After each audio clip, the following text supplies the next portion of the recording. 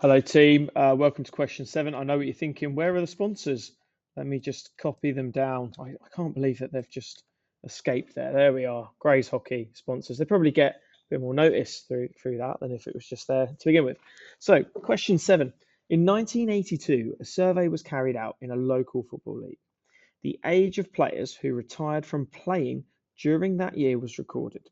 The ages in years are normally distributed with a mean of mu and variance 8. Here is a random sample of 10 ages from the survey. Construct a 98% confidence interval for mu. So our first thing that we need to do is actually work out the mean from the sample. So the sum of these x's, adding them all up, is 330.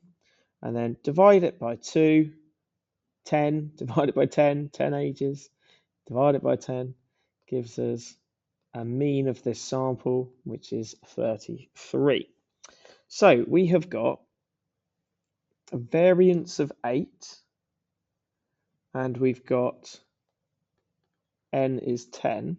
So our standard deviation is going to be the square root of 8, which is our variance, over 10, which is our sample size. Now, the next thing that I want to do is I want to have a look at the standardized normal distribution. And the reason for that is because if I was to just draw this like here, we've got a 98% confidence interval, which means we want to know what this value is and we want to know what this value is. So 98% means we're going to have 1% of it up this end and 1% of it up that end. So it gets split in two, meaning we need to know 0.01 up this end and 0.01 up the other end. So by using the standardized normal distribution, and that is going to be when we have a standard deviation of 1 and a mean of 0, we're going to search for the left tail and we're going to put the area on this is on my CG50, but on the area to be 0.01 so that we can work out what that value is. So we click at execute, it's going to process it for me, and that's negative 2.3. I'm going to say 2.33.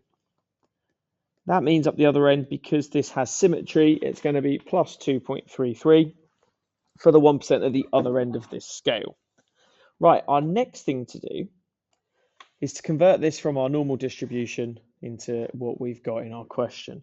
So x bar, take away or plus 2.33 lots of the square root of 8 over the square root of 10, which is our standard deviation, which is what we had up here at the top.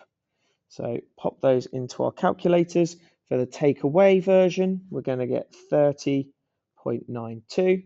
And for the plus version, we're going to get 35.08. And I'm quite keen to just round those. So it's 30.9 and 35.1. And that will be our 98% confidence interval. Right, that's part A. That's 5 marks. Part B.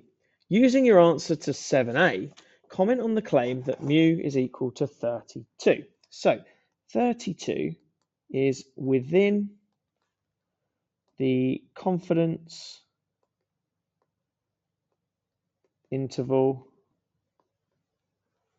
so it is likely to be correct. That's all we need to say. Okay, the same survey was carried out in 2022. A random sample of 10 ages from the survey gave a 98% confidence interval for mu of 37.3 to 40.4. What do you conclude about the change in the value of mu since 1982? Give a reason for your conclusion. So we have 37.3, which was the lower end, and it was 30.9 for the 1982 piece of data. And then we've got 35.1 for the upper end, which doesn't even reach the lower end of this new one. So that means they don't overlap. 2022 has higher confidence interval figures. Therefore, mu must be higher. So it's risen up. Okay, that's question 7. That's it. That's all of it. 9 marks. I will see you at question 8.